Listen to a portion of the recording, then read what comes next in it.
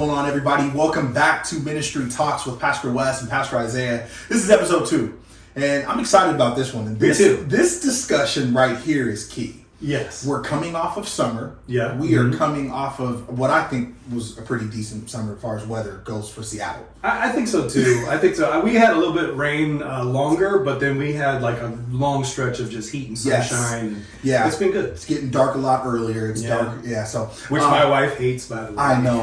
But bust out the hoodies. Bust out the beanies. It is that season. If you like pumpkin spice lattes and anything like that, I'm praying for your taste buds. Thank you. Thank you. But in today's discussion in this topic, we're going to talk about true rest and Sabbath for pastors. Right. Now, Pastor Wes, you've been leading and in ministry for 25 years. Yes.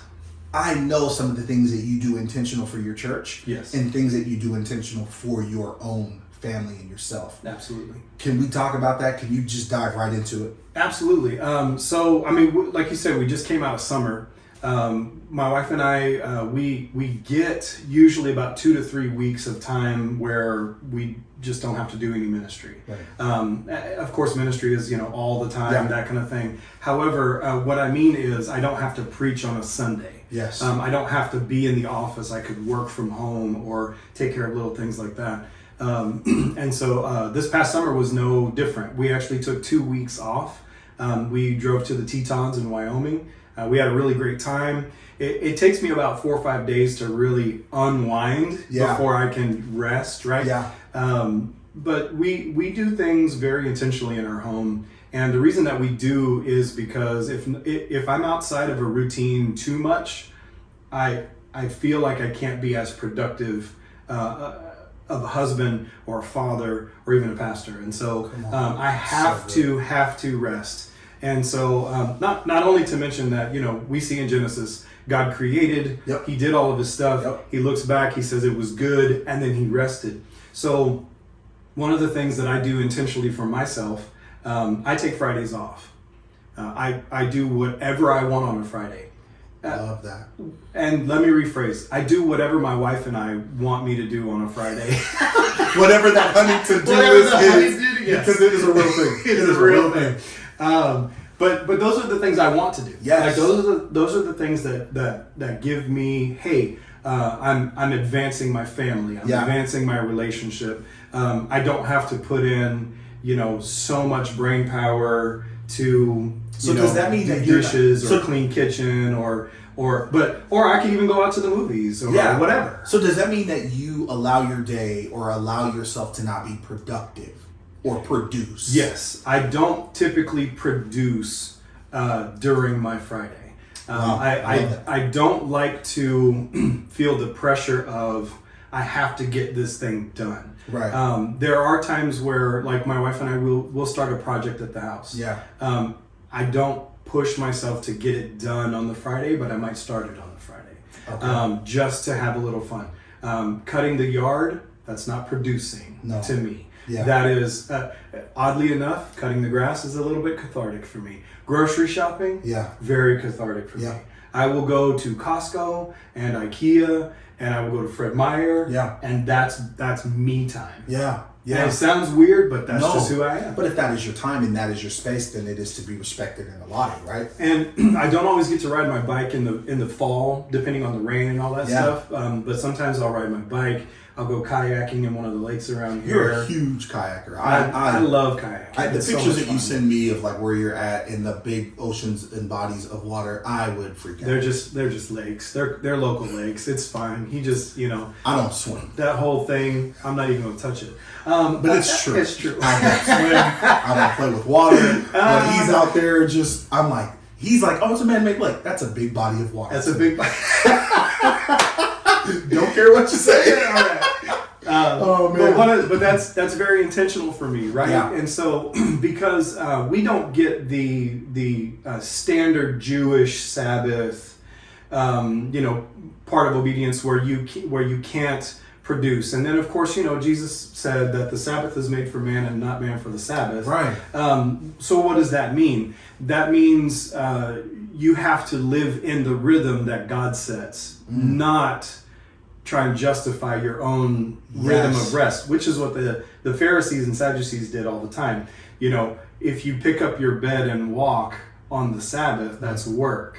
Right. Which is why when Jesus did that miracle at the pool of Bethsaida, it was such a big deal, right? And I love that you're mentioning, okay, so in Genesis where God who the Father created and saw that it is good and rested. Yes. Well, Jesus duplicates that and he reiterates it in Matthew 11. Yes. Where he says, "Come to me, all who are weary and heavy laden," right? Who have a burden, and I will give you or show you. In one translation, it says, "I will show you the unforced rhythms."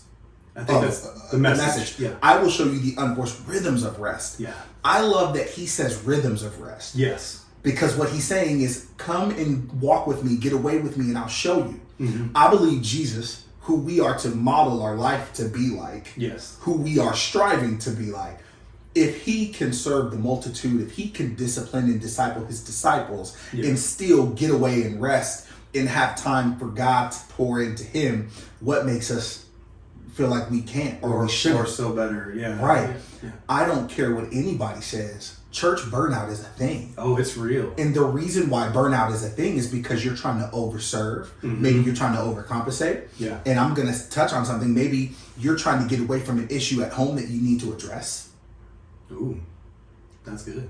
Just throwing that out there. I've been there and I've done that. Mm-hmm. If I can stay busy, if I can stay focused, if I can do X, Y, and Z, this gets me away from the thing I need to address. Right. But what I need to address is the issue, and then from the issue, find rest. Yes.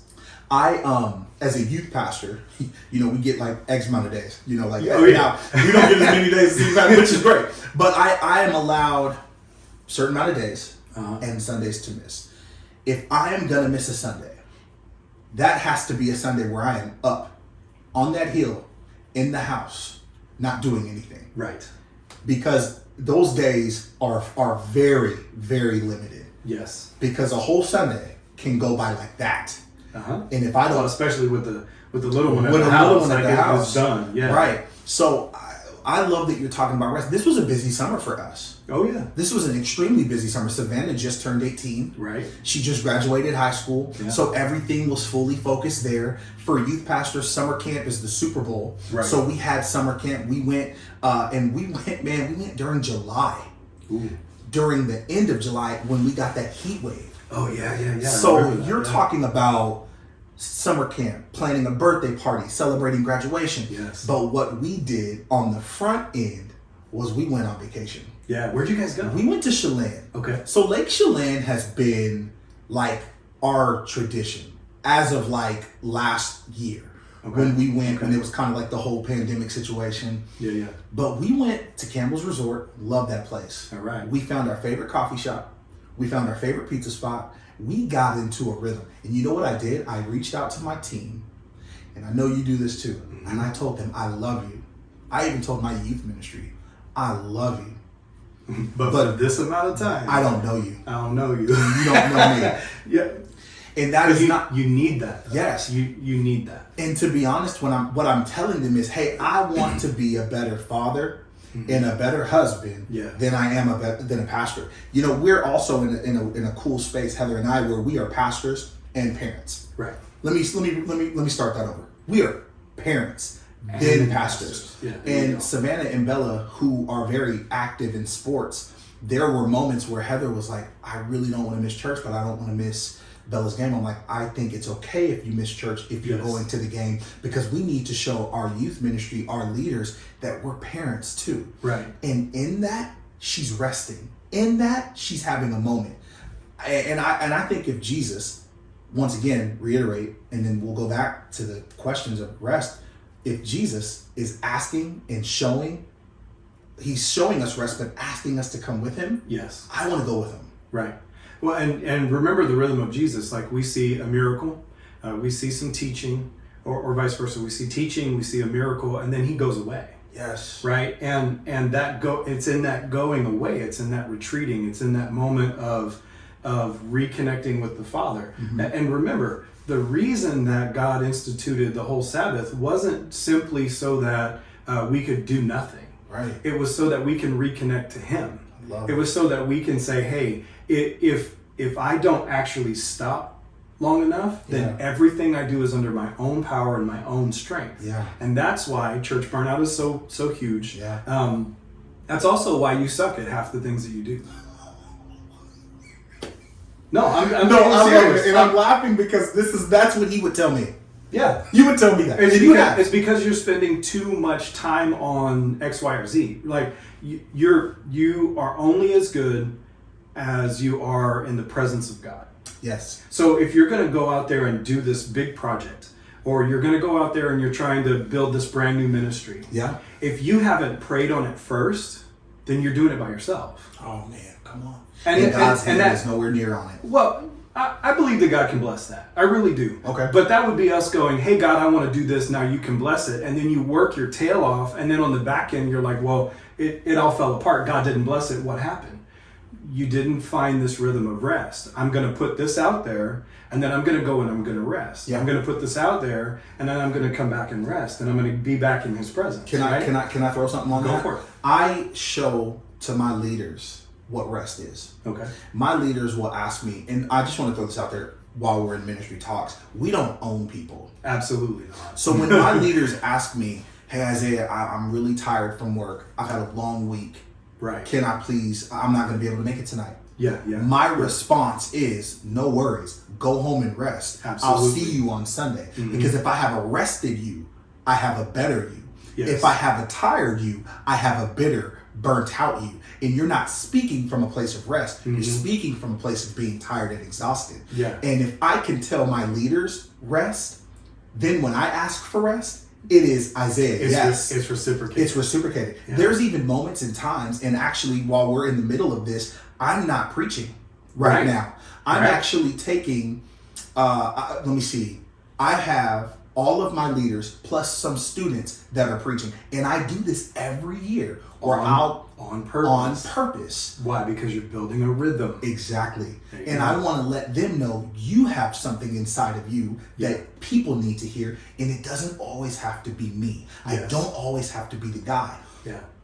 I would love... That'd be a great topic for this. You don't have to be the guy. You don't got to be the guy. Because imagine... That'd be a great topic. What were the disciples doing when Jesus was resting? Right.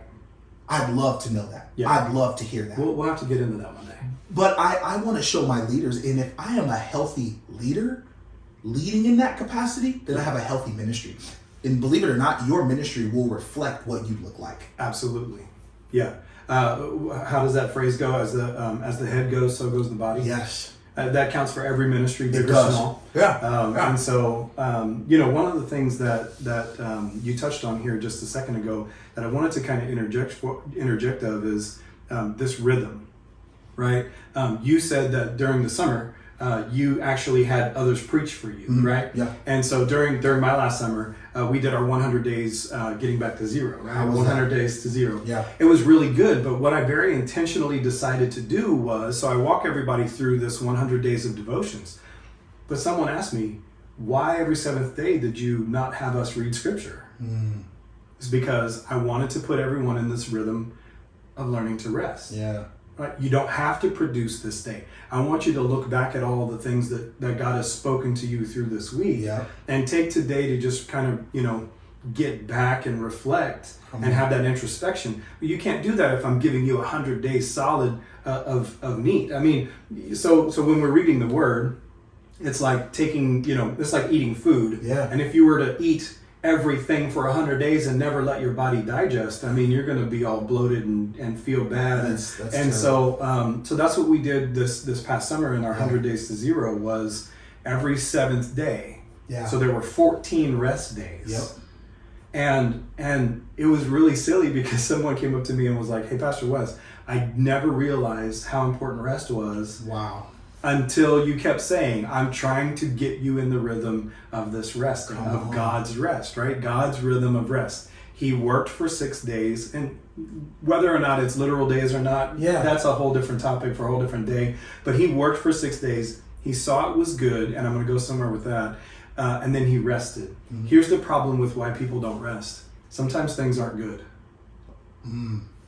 So we think we've got to work harder or work longer to get to a place where then we can take a breath or sit back. And And I think that's detrimental. I think that's going to hurt you more than help you.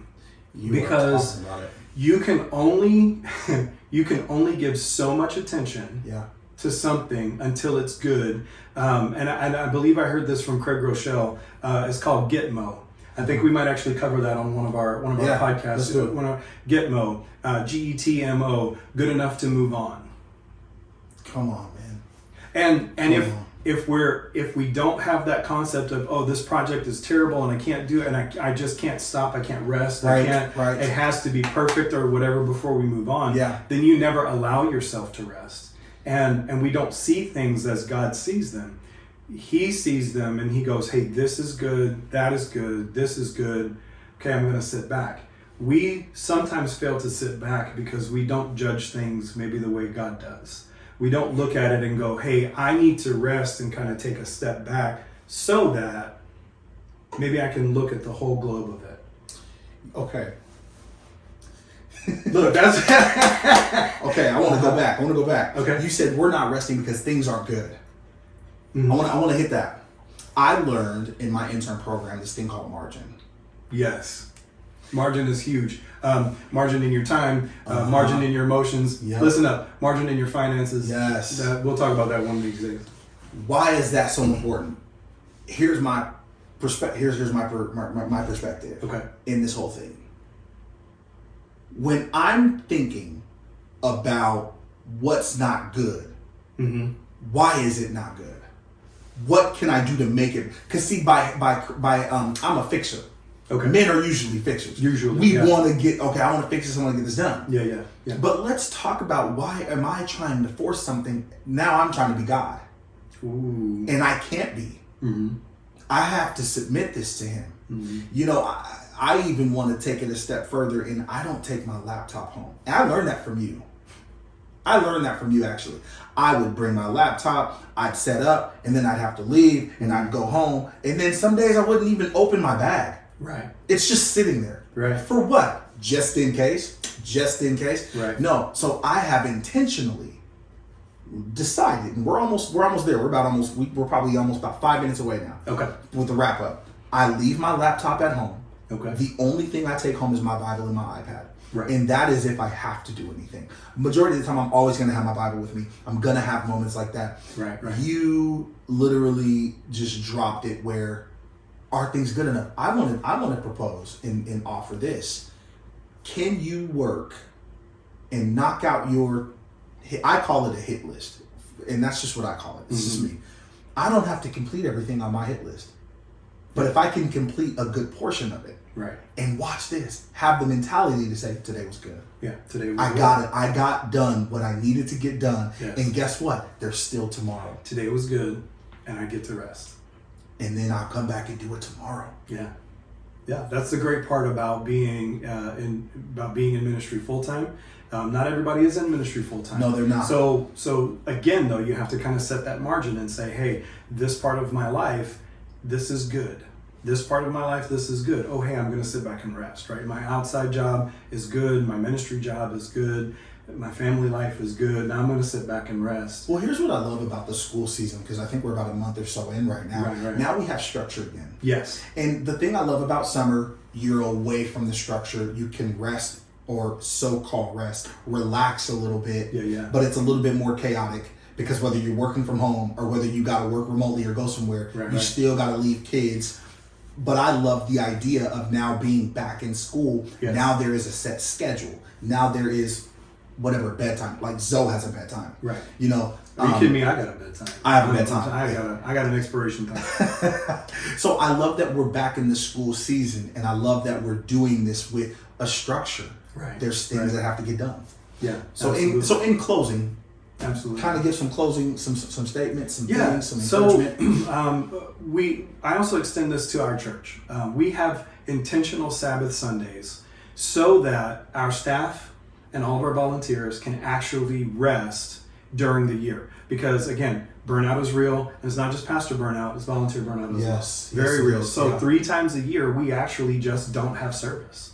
People freak out. They're like, wait, what do you mean we don't have service? Yeah, like, what are we going to do? What are we going to do? I'm like, stay home and rest.